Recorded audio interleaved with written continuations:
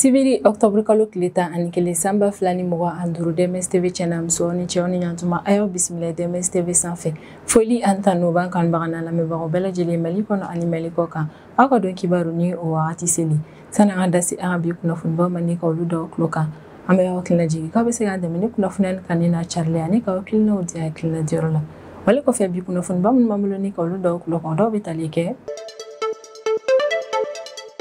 Alamisa tɛmɛnen Octobre kalo tile 9 sanba filani mɔgɔ ani duuru an ka Mali état-major général des armées ale bɛ communiqué kɛ communiqué min yɛrɛ kɔnɔna na état-major b'a yira k'a fɔ ko don tɛmɛnenw yɛrɛ kɔnɔna k'an Mali fintigilakaw ye opération baden yɛrɛ de kɔni kɛ Menaka ale ni Sikaso région yɛrɛ kɔnɔna na état-major ka kɔrɔfɔla ni communiqué yɛrɛ kɔnɔna na ko opération yɛrɛ kɔni senfɛ min an ka Mali fintigilakaw k'olu cɛsiri Bamaci walima yɛrɛ kɔni kama ko yɛrɛ de kɔnɔ an ka Mali fintigilakaw olu kɔni sɛbɛya sɔrɔ Bamaci walima kan ka da u sera ka maa caman bɔnɛ u ni na min ye Bamaci walima ka kɛlɛkɛminɛn dɔw ye an ka Mali fintigilakaw sera ka o fɛnɛ ni opération ninnu senfɛ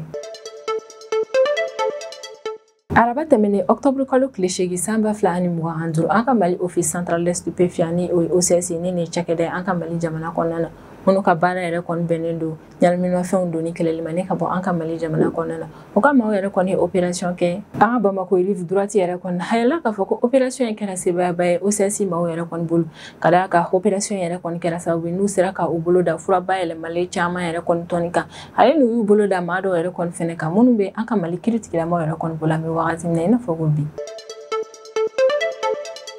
Min ye révolution française de 1789 yɛrɛ kɔni ko kalan yɛrɛ kɔni tɛna kɛ an ka Mali 9e année classe yɛrɛ kɔni kɔnɔna na bilen min ye an ka Mali kalanko ministre ye ni o ye Amadou Sy Savané ale bɛ ni laseli in kɛ communiqué min yɛrɛ kɔni kɔnɔna na a b'a da an ka Mali académie d'enseignement bɛɛ lajɛlen yɛrɛ kɔni tulo kan ko min ye révolution française de 1789 yɛrɛ kɔni ko kana na kalan bilen an ka Mali écolesow si la kɛrɛnkɛrɛnnenya la ko leçon yɛrɛ kɔni kana na kɛ an ka 9e année maaw kun bilen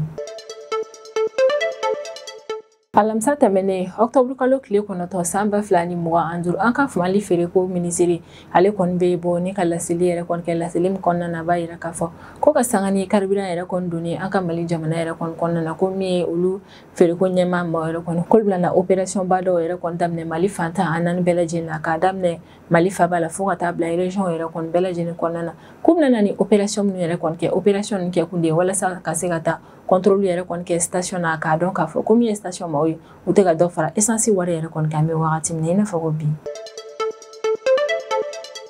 Burkina Faso ka ministre des affaires étrangères ni o ye karamɔgɔ Jean-Marie Traoré yɛrɛ kɔni ale bɛ bɔ ni ka laseli kɛ u ka jamana telesoba la alamisa tɛmɛnen Octobre kalo tile 9 sanba fila ani mɔgɔ ani duuru Burkina Faso ka ministre des affaires étrangères ka laseli yɛrɛ kɔni kɔnɔna na a b'a da Burkina Faso jamana kɔnɔdenw bɛɛ lajɛlen yɛrɛ kɔni tulo kan ko min ye États-Unis maaw yɛrɛ kɔni k'o ye proposition dɔ yɛrɛ kɔni kɛ Burkina Faso ye ni o proposition yɛrɛ kɔni bɛ tali kɛ ko États-Unis bɛna maa minnu gɛnni ka bɔ a ka jamana kɔnɔna na ko k'u bila ka na Burkina Faso jamana kɔnɔna na ko nka min ye olu Burkina Faso autorité ma olu y'a yira k'a fɔ k'u ti jɛ ni o ko in ye togoya si yɛrɛ kɔnɔna wale yɛrɛ kɔni kɔfɛ min yɛrɛ kɔni ye États-Unis ka ambassade min ye Burkina Faso jamana kɔnɔna na o fɛnɛ kɔni décision yɛrɛ kɔni ta ko visa yɛrɛ kɔni diri Burkina Faso ka jamana kɔnɔdenw yɛrɛ kɔni ma k'u nana dɔ b'o la kosɛbɛ ni kunnafoniba ne bɛ an bolo kɔrɔ bi an bɛna minnu walawala aw ye bidon kibaru kɔnɔna na an bɛ wagati min na i n'a fɔ ko bi min an ka Mali fintigilakaw halisa olu cɛsirilen bɛ Bamaci walimaw yɛrɛ kɔni kɛlɛ la sanga ani wagati a yirala k'a fɔ ko tile fila kuntagala yɛrɛ kɔni kɔnɔna na k'an ka Mali fintigilakaw olu ye opération ba dɔw yɛrɛ kɔni kɛ an ka jamana région caman kɔnɔna na ko opération bɛɛ lajɛlen yɛrɛ kɔni kɛra sebayaba ye an ka Mali fintigilakaw bolo ka da ka k'a kɛra sababu ye n'u sera ka Bamaci walima caman bɔnɛ u ni na wali min yɛrɛ kɔni kɛra sababu ye ni ka dimi juguba yɛrɛ de kɔni don Bamaci walima ninnu na ale ni tiɲɛni ko kɔni nɔ bonyana ni maa ninnu ka fanfɛla la kosɛbɛ communiqué la min jarila alamisa tɛmɛnen Octobre kalo tile 9 sanba fila ani mɔgɔ ani duuru an ka Mali état-major général des armées ale bɛ laseli kɛ ko an ka Mali fintigilakaw yɛrɛ kɔni ye Bamaci walima caman yɛrɛ kɔni bɔnɛ ani na opération caman yɛrɛ kɔni senfɛ minnu kɛra an ka Mali région caman yɛrɛ kɔni kɔnɔna na ko opération fɔlɔ ko Octobre kalo tile 8 tɛmɛnen sanba fila ani mɔgɔ ani duuru ko kɔni kɛra journée chargée ba ye an ka Mali fintigilakaw yɛrɛ kɔni bolo ka da ka u ka vecteur aérien yɛrɛ kɔni baaraba kɛ nin don kofɔlen na la ko ndo ko falen na ko opération fɔlɔ o kɔni kɛra Menaka région de kɔnɔna na ko Menaka région yɛrɛ kɔnɔna na localité dɔ yɛrɛ kɔni bɛ yen nɔ ni o tɔgɔ ye Inarabani yɛrɛ kɔni ko ni yɛrɛ ko fɔlen na ka an ka Mali vecteur aérien yɛrɛ kɔni to u ka mission de reconnaissance yɛrɛ kɔni na olu taara bɔ Bamaci wale maa dɔw yɛrɛ kɔni kan minnu kun kɛn bɛ ni ka u dalakɛɲɛ o yɛrɛ na k'a bɛna fɔ ni man yɛrɛ kɔni kun bɛ ka plan jugu dɔw yɛrɛ de kɔni bɔ walasa ka binkani wale kɛ ni ka ɲɛsin civiliw yɛrɛ kɔni ma ko nka min an ka Mali vecteur aérien ma yɛrɛ kɔni o kɛlen ni ka ni Bamaci wale jɛkulu man yɛrɛ kɔni vecteur aérien ye frappe kɛ ni ka ɲɛsin ni man yɛrɛ kɔni ma wale min kɛra sababu ye ni ka u caman bɔnɛ u ni na ale ni u kun bɛ fɛ ka plan min yɛrɛ kɔni labɛn ni ka binkani wale ta ka ɲɛsin population yɛrɛ kɔni ma ko plan yɛrɛ kɔni ma se ka ɲɛ sɔrɔ coopération filanan o kɛra Sikaso région de kɔnɔna na ko Kɔlɔnjɛba Zegwa ale ni hɛrɛma kɔnɔ ni nin yɛrɛ kofɔlen nin yɛrɛ kɔni bɛ Sikaso région yɛrɛ de kɔnɔna na état major kɔni y'a yira k'a fɔ ko nin don kofɔlen yɛrɛ kɔni na ko opération caman yɛrɛ kɔni kɛra nin localité kofɔlen ninnu na état major ka kɔrɔfɔ yɛrɛ kɔni na ka nin communiqué yɛrɛ kɔni na ko min an ka Mali vecteur aérien yɛrɛ kɔni k'olu ye baaraba kɛ nin yɔrɔ kofɔlen na nin don yɛrɛ kɔni na ka d'a kan nin localité saba nin bɛɛ lajɛlen yɛrɛ kɔni na k'u ye Bamaci wale maaw yɛrɛ kɔni ye yen nɔ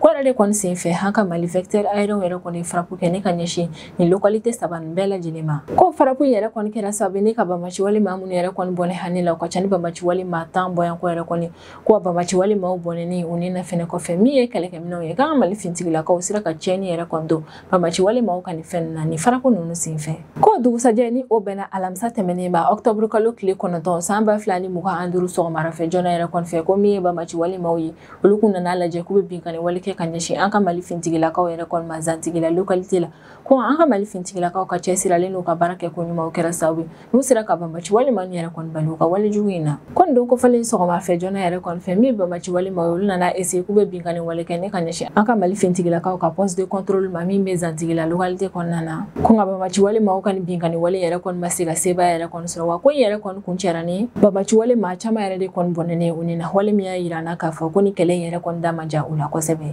ko ka an ka Mali fintigilakaw ni Bamaci wale maaw yɛrɛ kɔni gannen to ɲɔgɔn na Bamaci wale maaw y'a dɔn k'a fɔ k'u tɛ se an ka Mali fintigilakaw yɛrɛ kɔni na wale de kɔni kɛlen u bolila ni ka taga yɛrɛ kɔni an ka Mali fintigilakaw yɛrɛ kɔni tilalen u ka nin opération yɛrɛ kɔni a yirala k'a fɔ k'u sera ka u bolo da moto ale ni marifa caman yɛrɛ kɔni kan ko Bamaci wale maaw ka boli yɛrɛ kɔni kɔnɔna na u ɲinana ka taa n'u ka moto ni u ka marifaw bɛɛ lajɛlen yɛrɛ kɔni o de kɔfɛ an ka Mali fintigilakaw yɛrɛ kɔnɔna na ni minɛn ninnu bɛɛ lajɛlen ta ni état major général des armées ale ka communiqué kɔnɔna na a bɛ hakilisigi kuma fɔ Mali jamana kɔnɔdenw bɛɛ lajɛlen yɛrɛ kɔni kan bɛ wagati min na fɔ ko bi komi an ka Mali fintigilakaw olu kɔni cɛsirilen don fɛrɛ bɛɛ lajɛlen latigɛli la walasa ka se ka Bamaci wale yɛrɛ kɔni kɛlɛ ni ka bɔ an ka Mali fantan naani bɛɛ lajɛlen na ni opération ba minnu yɛrɛ kɔni kɛra an ka Mali fintigilakaw yɛrɛ kɔni fɛ wa yirala k'a fɔ ko opération ni yɛrɛ kɔni ma kɛ yɔrɔ kelen na yɛrɛ kɔni opération ni kɛra sababu ye ni k'a yira Mali jamana kɔnɔdenw bɛɛ lajɛlen na k'a fɔ ko min an ka Mali fintigilakaw k'olu cɛsirilen don wa u bɛ s'u ka baara la kosɛbɛ ko wale in b'a yira Mali jamana kɔnɔdenw bɛɛ lajɛlen na fɛnɛ k'a fɔ ko min an ka Mali fintigilakaw ka capacité bɛ olu yɛrɛ kɔni na ni ka kɛlɛ yɛrɛ kɔni kɛ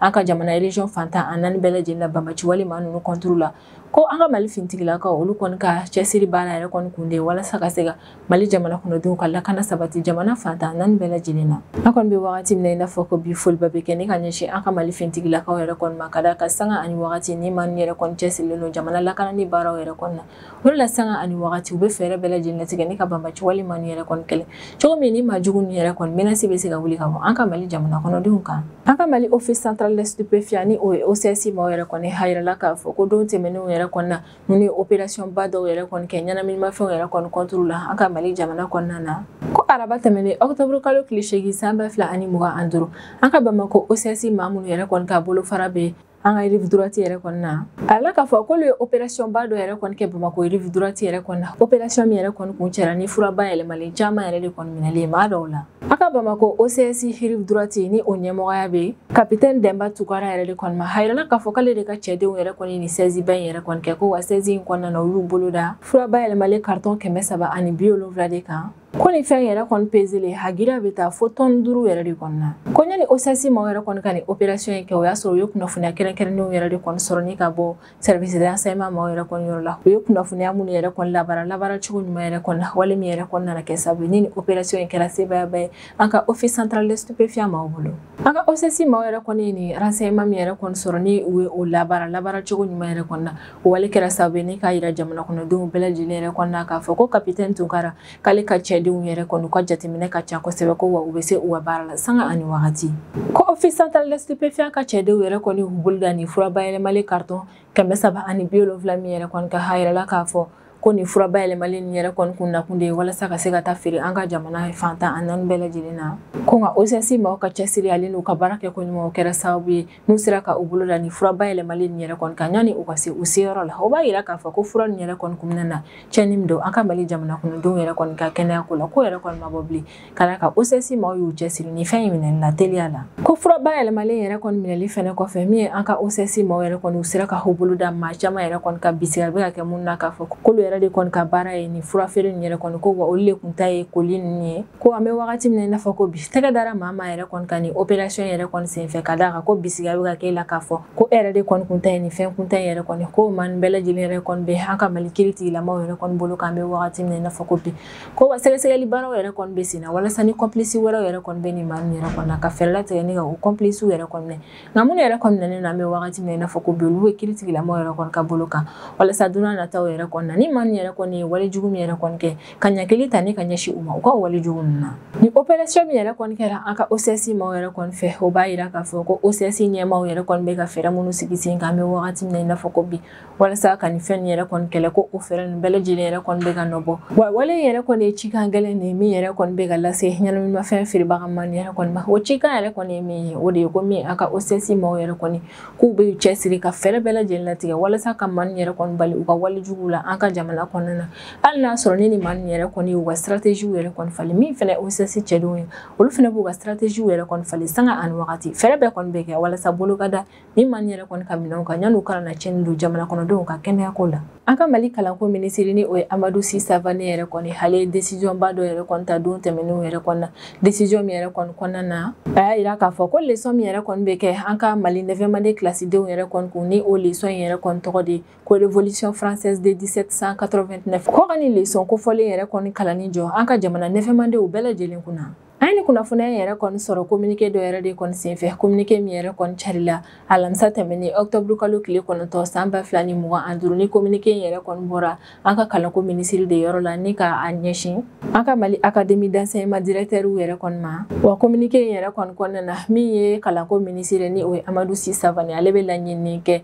académie d'enseignement directeur yɛrɛ kɔni fɛ k'u ka mesures bɛɛ lajɛlen yɛrɛ kɔni ta an ka Mali fantan naani bɛɛ lajɛlen yɛrɛ kɔni na walasa min yɛrɛ kɔni ye révolution française de 1789 yɛrɛ kɔni o kana na kalan bilen an ka Mali 9e année kunna wa yɛlɛla k'a fɔ ko min ye kalanko minisiri ale ye ni noti min yɛrɛ kɔni kɛ ni k'a ci académie d'enseignement directeur yɛrɛ kɔni ma ko maa min yɛrɛ kɔni bolonɔ bɛ o sɛbɛn kan o de ye Général Boubacar Dembélé yɛrɛ kɔni ko ale b'i bolonɔ bila sɛbɛn yɛrɛ kɔni ka kalanko minisiri de tɔgɔ la maa caman kɔni y'a yira k'a fɔ ko ni noti min yɛrɛ kɔni kɛra ni k'a ci an ka académie d'enseignement directeur yɛrɛ kɔni ma ko fɛn yɛrɛ kɔni sɛbɛnna cogo min ni k'a ci u ma o kɔni b'a yira k'a fɔ ko négociation foyi tɛ se ka kɛ nin ko in na walasa ka segin ko kura ye ni ka révolution française de 1789 yɛrɛ kɔni don an ka Mali kalankow la bilen wa sɛbɛn yɛrɛ kɔni kɔnɔna na kalanko minisiri a bɛ kangarida gɛlɛnba kɛ ni ka ɲɛsin académie d'enseignement directeur yɛrɛ kɔni ma k'u k'a dɔn k'a fɔ ko ni e maa o maa yɛrɛ kɔni ye i ba kalanko minisiri ka nin décision yɛrɛ kɔni ma walima k'a kɛ i n'a fɔ k'i m'a mɛn yɛrɛ kɔni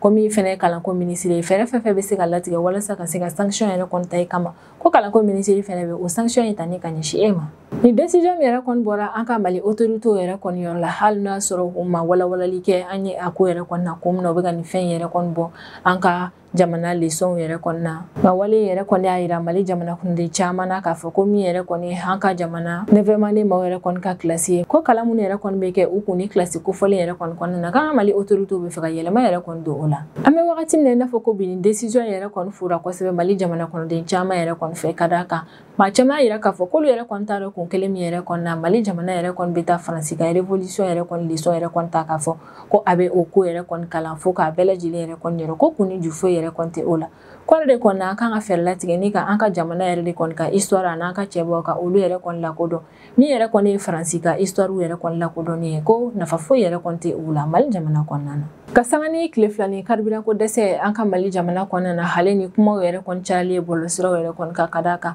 maa chama yɛrɛ kɔni bɛ ka kuma dɔw cari carburant ko in yɛrɛ kɔni ka min ti tiɲɛ ye ka sanga ni o ko in yɛrɛ kɔni min an ka Mali feereko minisiri ale bɛ communiqué kɛ alamisa tɛmɛnen octobre kalo tile 9 san 2025 communiqué min yɛrɛ kɔni kɔnɔna na feereko minisiri ale kɔni y'a yira k'a fɔ k'an bɛ wagati min na i n'a fɔ ko bi ko an ka Mali autorité yɛrɛ kɔni bɛ ka contrôle ba dɔ yɛrɛ kɔni kɛ an ka Mali fantan a 4 bɛɛ lajɛlen yɛrɛ kɔni na k'a daminɛ Bamako la fo ka taa bila jamana région bɛɛ lajɛlen yɛrɛ kɔni na k'u bɛ ka contrôle yɛrɛ kɔni kɛ station yɛrɛ kɔni na walasa ka se ka fɛɛrɛ bɛɛ lajɛlen yɛrɛ kɔni latigɛ kuma minnu yɛrɛ kɔni bɛ ka fɔ bɔlɔlɔsiraw kan olu kɔni kana na kɛ tiɲɛ ye an ka direction générale du commerce de la consommation et de la concurrence maaw yɛrɛ kɔni ka kɔrɔfɔ la communiqué kɔnɔna na olu y'a yira k'a fɔ k'u ye équipe dɔw yɛrɛ kɔni sigi sen kan équipe min yɛrɛ kɔni kɔnɔna na an ka jamana yɛrɛ kɔni ka bolofara caman bɛ o équipe nin yɛrɛ kɔnɔna na ko équipe nin yɛrɛ kɔni wulila ni ka na Bamako kɔnɔna na ale ni Mali région bɛɛ lajɛlen yɛrɛ kɔnɔna na walasa ka se ka fɛɛrɛ latigɛ min ye carburant dili ko yɛrɛ kɔni jamana kɔnɔdenw ma ka se ka contrôle yɛrɛ kɔni boli o ko kan ala k'a fɔ ko équipe yɛrɛ kɔni kɔnɔna na an ka jamana bolofara maa caman yɛrɛ kɔni bɛ yen nɔ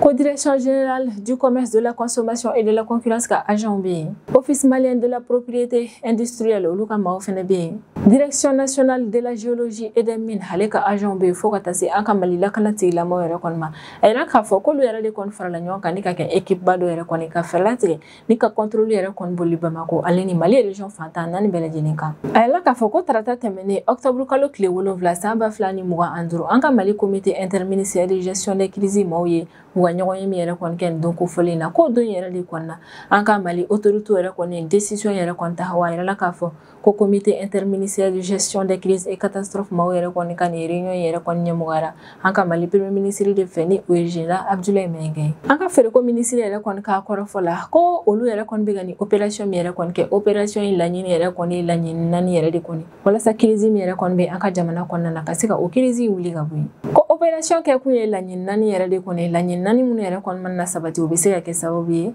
ni ka na ni basigi yɛrɛ kɔni an ka jamana tajimafɛn sugu yɛrɛ kɔni na laɲini 4 yɛrɛ kɔni ye mun ye o de ye ka fɛɛrɛ latigɛ yɛrɛ kɔni an ka Mali autorité olu kɔni ye prime yɛrɛ kɔni fɔ jamana kɔnɔdenw yɛrɛ kɔni ka fɛɛrɛ latigɛ ka taa sɛgɛsɛgɛli baaraw yɛrɛ kɔni kɛ station bɛɛ lajɛlen yɛrɛ kɔni na walasa ka se ka dɔn n'a sɔrɔ maa min yɛrɛ kɔni bɛ ka gouvernement yɛrɛ kɔni ka prix labato ko opération yɛrɛ kɔni kɛ kunba dɔ ye nin ye k'u bɛ fɛ ka fɛɛrɛ latigɛ maa minnu fɛnɛ yɛrɛ kɔni bɛ ka carburant yɛrɛ kɔni dogo ka o kɛlɛ carburant maralen mun yɛrɛ kɔni bɛ station maaw yɛrɛ kɔni bolo ka olu lajɛ cuve mun yɛrɛ kɔni fɛnɛ bɛ yen nɔ ka fɛɛrɛ latigɛ ni ka olu fɛnɛ kɔnɔnaw yɛrɛ kɔni bɛɛ lajɛlen lajɛ walasa maa minnu yɛrɛ kɔni b'a essayer k'a fɔ k'u bɛ carburant yɛrɛ kɔni mara u bolo k'a fɔ ko carburant t'u bolo k'u ban ka feere yɛrɛ kɔni ka fɛɛrɛ latigɛ ni ka o maa yɛrɛ kɔni bali u ka o wale in na kan autorité yɛrɛ kɔni bɛ fɛ ka fɛɛrɛ latigɛ yɛrɛ kɔni ka min yɛrɛ kɔni tajimafɛn yɛrɛ kɔni ka olu tila tilennenya kɔnɔna na wa u bɛna tila basigi yɛrɛ kɔni kɔnɔna na jamana fantan a 4 bɛɛ lajɛlen na ko laɲini 4 na o yɛrɛ de kɔni ye ka fɛɛrɛ latigɛ yɛrɛ kɔni maa minnu yɛrɛ kɔni bɛ essence yɛrɛ kɔni feere bidon yɛrɛ kɔni kɔnɔ ale ni buteli yɛrɛ kɔni kɔnɔna na ka dankari o la an ka Mali jamana fantan 4 bɛɛ lajɛlen na an ka Mali feereko minisiri kɔni y'a yira k'a fɔ k'olu bɛ ka nin opération min yɛrɛ kɔni kɛ ko opération in laɲini yɛrɛ kɔni ni fɛnba 4 nin an ka Mali autorité yɛrɛ kɔni filɛ ni ka nin mesure minnu yɛrɛ kɔni ta mesure ninnu yɛrɛ kɔni ta kun de walasa carburant ko dɛsɛ yɛrɛ kɔni nana jamana kɔnɔna na wagati min na an y'a ye k'a fɔ maaw yɛrɛ kɔni kun bɛ ka pratique minnu yɛrɛ kɔni kɛ jamana kɔnɔna na ka dankari o pratique ninnu na ale ni ka fɛɛrɛ latigɛ jamana kɔnɔdenw yɛrɛ kɔni ka se ka carburant yɛrɛ kɔni sɔrɔ nɔgɔya la direction générale du commerce de la consommation et de la concurrence maaw yɛrɛ kɔni ka nin communiqué yɛrɛ kɔni kɔnɔna na u b'a kuncɛ ni min yɛrɛ kɔni o de ye k'a yira k'a fɔ k'u kɔni jigi dalen don k'a fɔ ko min ye Mali jamana kɔnɔdenw ko bɛɛ lajɛlen bɛna nin kuma yɛrɛ kɔni faamuya ko wa min ye Mali jamana kɔnɔdenw yɛrɛ kɔni u n'u ka jamana kɔnɔden ɲumanya yɛrɛ kɔni labaara wa u bɛ wolomada kɛ ni ka ɲɛsin bɛɛ lajɛlen yɛrɛ kɔni ma ko sɛgɛsɛgɛli baara in bɛna nata kɛ maa minnu yɛrɛ kɔni ka yɔrɔ la k'u b'a laɲini o maa yɛrɛ kɔni fɛ u ka collaboration yɛrɛ kɔni tɛmɛ u ni sɛgɛsɛgɛli baarakɛla nin yɛrɛ kɔni ɲɔgɔn cɛ la walasa ka se ka sɛgɛsɛgɛlikɛla nin yɛrɛ kɔni ka baaraw nɔgɔya u bolo cogo min baara yɛrɛ kɔni bɛ se ka kɛ seba ye ka sɔrɔ u ma se ɲɔgɔn ma yɛrɛ kɔni an kɔni bɛ wagati min na i n'a fɔ ko bi an y'a faamu k'a fɔ ko min ye an ka Mali autorité olu bɛ fɛ ka fɛɛrɛ bɛɛ lajɛlen yɛrɛ kɔni latigɛ ni autorité yɛrɛ kɔni décision min yɛrɛ kɔni ta k'o da jamana kɔnɔdenw yɛrɛ kɔni kulo kan min ye jamana kɔnɔdenw fɛnɛ ka o décision yɛrɛ kɔni bɔ a sira fɛ o yɛrɛ de kɔni u bɛ ka taa sɛgɛsɛgɛli baaraw yɛrɛ kɔni kɛ station bɛɛ lajɛlen yɛrɛ kɔni na walasa min ye carburant sɔngɔ yɛrɛ kɔni o kana yɛlɛ ale ni maa minnu yɛrɛ kɔni fɛnɛ bɛ ka carburant yɛrɛ kɔni dogo k'a fɔ k'a tɛ ka sɔrɔ k'u ba affilié yɛrɛ kɔni ma ka fɛɛrɛ latigɛ ni ka dankari o ko in na an ka Mali fantan 4 bɛɛ lajɛlen na sisan an bɛ tɛmɛ n'an ka jamana kɔfɛ kibaruyaw ye o kɔnɔna na n bɛ taa Burkina Faso jamana kɔnɔna na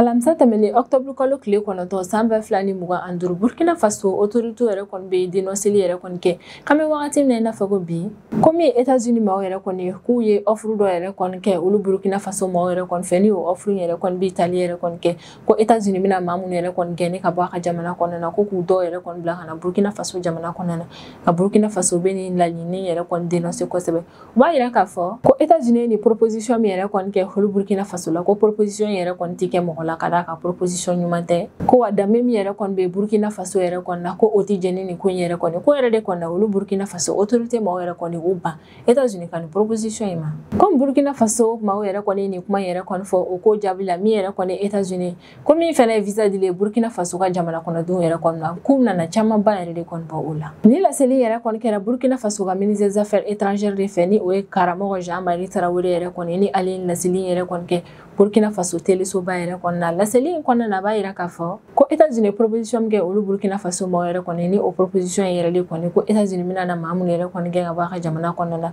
k'a b'o bila ka na olu Burkina Faso ka jamana kɔnɔna na k'olu Burkina Faso autorité maaw banna o ko in ma wa Burkina Faso ka ministre des affaires étrangères yɛrɛ kɔni ka kɔrɔfɔ ko kabini Donald Trump n'o ye États-Unis jamana ɲɛmaa ye n'ale nana États-Unis fanga la n'a ye ni politique yɛrɛ kɔni daminɛ ni o de ye ka maaw yɛrɛ kɔni gɛn ka bɔ jamanaw kɔnɔna na ni k'u bila ka taa jamana wɛrɛ kɔni kɔnɔna na ko kabini Donald Trump ka nin décision ta kuma yɛrɛ kɔni ko min ye olu Burkina Faso maaw ye olu y'a critiqué olu y'a yira k'a fɔ ko nin ko nin tɛ kɛ ko wa danbe min yɛrɛ kɔni bɛ olu Burkina Faso jamana yɛrɛ kɔni na ko o tɛ sɔn nin ko ninnu ma k'ale Burkina Faso jamana ɲɛmaa ni o ye capitaine Ibrahim Traoré o ka ko ye cogo yɛrɛ kɔni na Donald Trump yɛrɛ kɔni bɛ ka nin ko min yɛrɛ kɔni kɛ o n'o tɛ taa ni ɲɔgɔn ye ka d'a kan Donald Trump bɛ ka nin ko min yɛrɛ kɔni kɛ ko maa tɛ nin yɛrɛ kɔni kɛ ka d'a kan ko yɛrɛ kɔni don min ye maloyala koba ye Burkina Faso maaw yɛrɛ kɔni bɛ ka u ban ni proposition min yɛrɛ kɔni na haya ye k'a fɔ yani Burkina Faso autorité maaw yɛrɛ kɔni ka ban nin ko in yɛrɛ kɔni ma haya ye k'a fɔ farafinna jamana caman yɛrɛ kɔni bɛ yen nɔ olu sɔnna États-Unis maaw yɛrɛ kɔni ka nin proposition ma ni o jamana dɔw ye Ghana, Eswatini,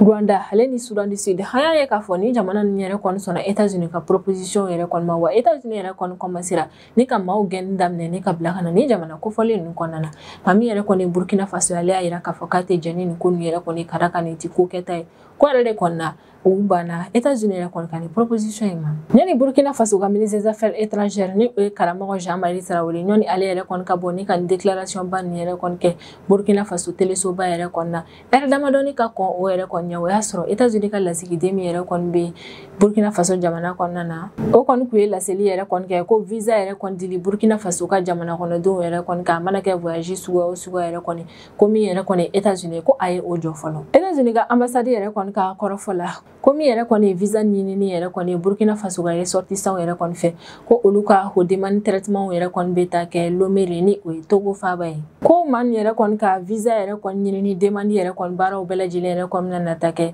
États-Unis ka lasigiden min yɛrɛ kɔni bɛ Lomé ni o ye Togo faaba ye k'a bɛ taa kɛ o yɛrɛ de kɔni fɛ yen nɔ sisan karamɔgɔ Jean-Marie Traoré ni ale de ye Burkina Faso ka ministre des affaires étrangères ale ka kɔrɔfɔ la ko États-Unis ka lasigiden min yɛrɛ kɔni bɛ Burkina Faso jamana kɔnɔna na o kɛlen ka laseli yɛrɛ kɔni kɛ ko min yɛrɛ kɔni visa dile Burkina Faso ka ressortissants yɛrɛ kɔni ma ko o kɔni bɛna jɔ fɔlɔ ko États-Unis ka lasigiden yɛrɛ kɔni ye kun min fɔ o de kun ye ko Burkina Faso ka ressortissants yɛrɛ kɔni ko visa bɛ di u ma k'u ka min yɛrɛ kɔni kɛ ni a ye u tɛ o kɛ ni a ye wa visa yɛrɛ kɔni di kun ye min ye k'u tɛ o sariya ninnu si yɛrɛ kɔni labato ko États-Unis ka lasigiden yɛrɛ kɔni nin kun in de fɔ ko yɛrɛ de kɔni na ko min ye olu États-Unis ma ye k'u bɛna na visa yɛrɛ kɔni dili jɔ Burkina Faso ka ressortissants ma fɔlɔ nka min ye Burkina Faso ka ministre des affaires étrangères bɛɛ lajɛlen y'a faamu k'a fɔ k'ale yɛrɛ kɔni ye ko in faamu ka d'a kan a ka kɔrɔfɔ yɛrɛ kɔni na ko yalima nin ye États-Unis ka fɛɛrɛ de ye walasa ka pression kɛ Burkina Faso kan wa ko walima chantage yɛrɛ de kɔni don États-Unis maaw yɛrɛ kɔni fɛ ne ka o kɛ ka ɲɛsin Burkina Faso ma de karamɔgɔ Jean-Marie Traoré kɔni ka kɔrɔfɔ la k'a mana k'a fɛn fɛn yɛrɛ kɔni ye min ye Burkina Faso ye